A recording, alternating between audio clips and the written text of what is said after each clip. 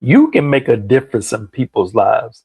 And in this video, I'm going to show you this simple principle, this simple method that I learned years ago.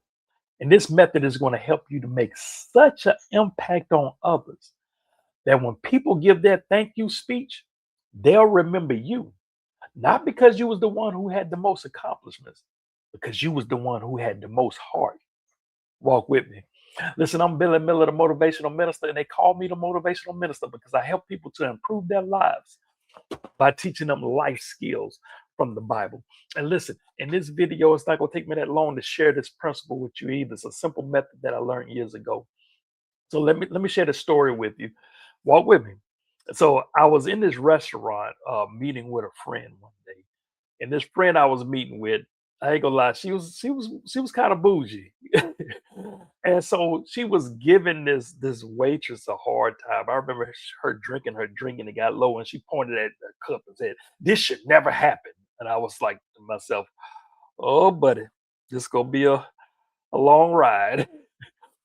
And I used to work in a restaurant, so I do have a certain kind of empathy and compassion for waitresses, but and so she had this waitress running and doing all this stuff, and I felt for this waitress. I had compassion for her, but you know what? It's something that I wanted to be a blessing to her.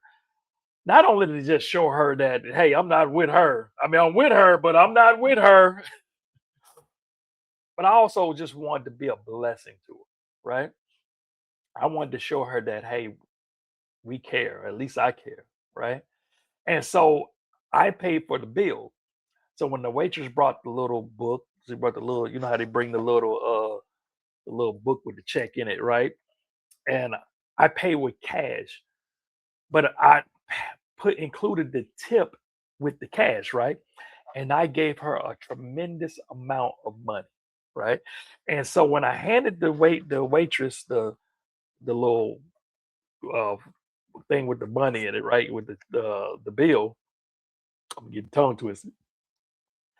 She hadn't realized how much money I had put in there yet, right? And I told her, I said, "Hey, you can keep the change." So as she was walking away, she began to count the money. And when she realized how much money was in there, she said, "Woohoo!" Right? She just yelled that out, and me and my friend started laughing. And that made me come up with this concept called the woohoo moment. This is a method, a simple method. The woohoo method, the woohoo moment, the woohoo principle. I got many names for it, but it's all the same, right? And so, and what this method is, what this principle is what can you do to cause people to go woohoo, right? Usually, when you're doing something that's bare minimum, it's not going to cause people to do that, right? It's what you do that's extra that's going to cause it. So let's give it a definition. Here, I'm gonna put it on the screen. What is the woohoo moment? I'm put it on the screen. You take a screenshot of it. The woohoo moment is when you cause people to express joyously, unrestrained, and enthusiastic delight or approval. When you cause people to express this, right? Joyously, listen, unrestrained, enthusiastic delight. That's like somebody at a baseball game or some kind of sports game, and they're yelling "woohoo!" Right? They're expressing their excitement, maybe a celebration. What will cause people to have this unrestrained expression to yell out "woohoo"? And in this situation, it was that extra money. She said when she saw that amount, it was above the norm. It was above what she normally gets. And I blessed her, and it caused her to have a woohoo moment. So, what can we do to cause people to have a woohoo moment? Because you may be thinking, well, Billy, I don't have a lot of money to do that, or I don't have all of this or that.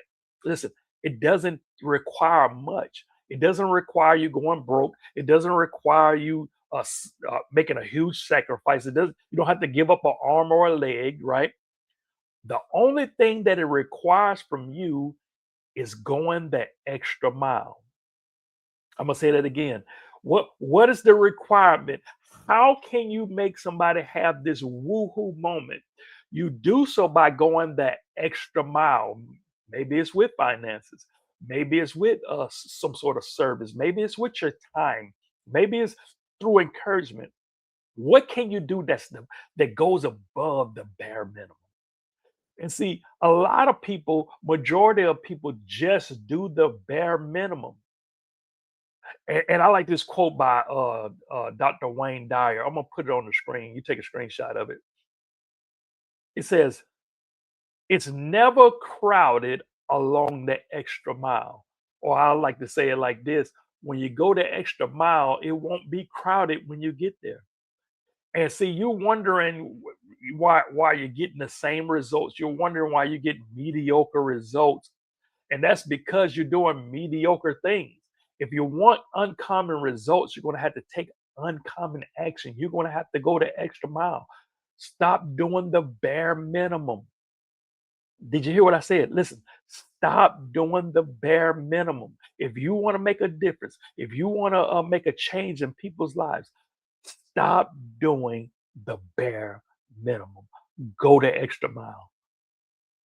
Go the extra mile.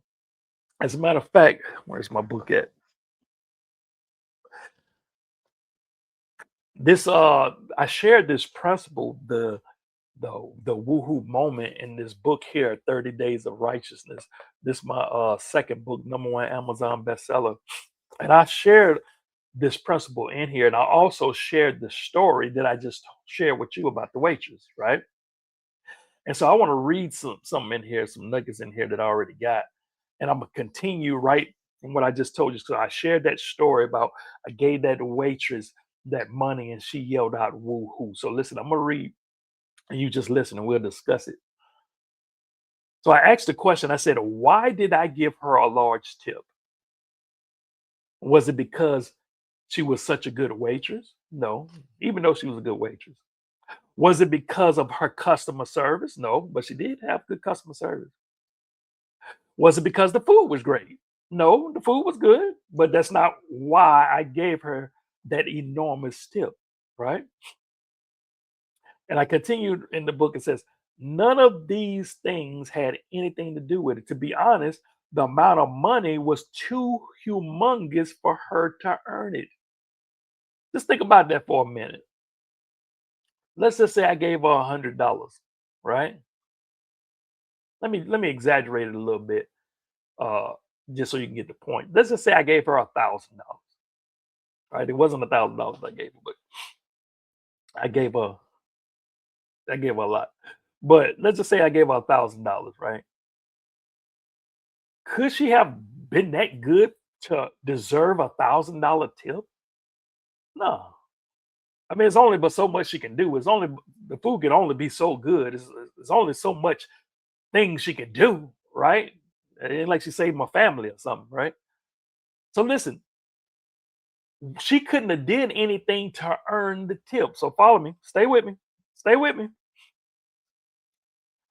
There was nothing she could have done to deserve the gift I gave her, regardless of how great the food, how great the service, how great the experience, it wouldn't have measured up to the gift.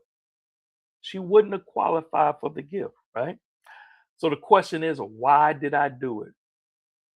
And maybe you may be thinking, well, maybe you did it because of the girl you was with was giving her a hard time. No, that kind of sparked, but that wasn't the sole reason for me doing it. Follow me. Here's the reason why. I just wanted to bless her socks off. See, I remember being in situations with a group of people and I left a large tip and people telling me to take my money back. Like, why are you giving her all that? And she didn't do all that because they're not used to, listen, it has nothing to do with what she deserved or what she earned. I just wanted to bless her socks off. I did it because I have the love of God inside of me. It's God's love that will make you a giver. So when you have God's love on inside of you, it makes you a giver. And plus, like I said, I used to work in a restaurant anyway. So even before Christ, I was a big tipper. But now that I got God in me, I'm giving not because she deserved it. I'm giving because I'm a giver, because I got God's love inside of me. You know, that's like the popular verse, John 3:16 says, "For God so loved the world that he gave his son." Listen, do you see the connection there? God so loved, he gave. God so loved the world that he gave. Did you see that? Love gives. Write that in the comment section. Love gives. And the more that your love grows, the more that your giving grows. But that's another teaching for another time. All right, I'm gonna continue reading. It says, God gave his greatest gift, which is Jesus. God gave you Jesus. God so loved the world that he gave the greatest gift you can ever have. He gave Jesus. Why did he give you Jesus? Think about that. Why did he do it? Was it because you were so good? No. Was it because of all your hard work? No. Was it because you earned it or qualified for it? No. There's nothing you could have done to deserve such a gift. So why did God do it? Here's why. He loves you and he wants to bless your socks off. Well, Billy, God will give you what you need. He won't give you what you want, but he'll give you what you need. No, God will give you what you need, and he'll give you what you want. Because the Bible says, Jesus said, I have came that they may have life, and not only that, but and that they may have it more abundantly. God loves you so much that sometimes he just want to bless your socks off. Listen, if I'm saying anything you like, hit that like button. As a matter of fact, if you agree with me, uh, comment the word woohoo in the comment section. Write that in the comment section. Woohoo. Comment that. Write that in the comment section. Woohoo. Let me know that you agree with me and that you understand this principle. All right. And listen, I gotta share one more thing. I'm about to land the plane, but I want to share one more thing with you about this woohoo moment. But before I share that with you, if you're interested in this book, 30 Days of Righteousness, just look in the description of this video or go to whateverdevil.com. But if you look in the description of this video, you'll see the direct link where you can download the ebook or get the paperback copy, however you want to get it. This book has impacted thousands of lives. Thousands of lives. That's why this book became a #1 Amazon bestseller. I most definitely encourage you to get this book. This book's also, out of all of my books, this is the one I call the people's favorite because, like I said, it got the biggest award, the #1 Amazon bestseller. But also, it started a whole movement called the 30-Day Life Challenge. And if you want to take that challenge, you'll see how to transform your life in 30 days. So this most definitely the people's favorite. Like I said, look at the link in the description and get the book or go to whateverdevil.com. So let me get to the last point. As a matter of fact, I got this in here too. It's right here in this book. So this is good. I can just read from it. But I want to leave you with this nugget right here. I want to leave you with this nugget. So I'm going to read. You just listen. Let me ask you a question. Who was the last person who made the New York Times bestseller list? Think about that. Who was the last person to win the Nobel Peace Prize? Not sure. Who made the most money this year in your city? See, who was the last person to make the Forbes list? The truth of the matter is, no one really remembers. Why? Well, the people who truly make a difference in your life are not the ones with the biggest achievements, but the ones with the biggest heart. Chew on that for a minute. I'm going to say that again. The people who truly make a difference in your life are not the ones with the biggest achievement, but the ones with the biggest heart. You don't remember the people with the cars, you remember the people who care. You'll forget their possessions, but not their passion. Do you remember the person who introduced you to Christ? What about the mentor who encouraged you, the teacher who believed in you, the friend who inspired you, or the people who helped you through a rough time?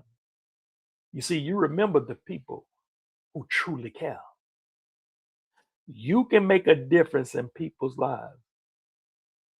I want you to receive that, and I want you to believe that. You can make a difference in people's lives.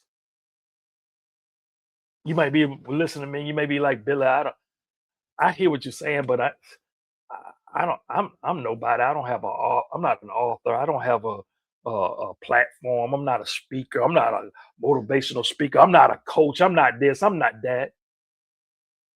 Listen, you don't need to have a title to be an encourager.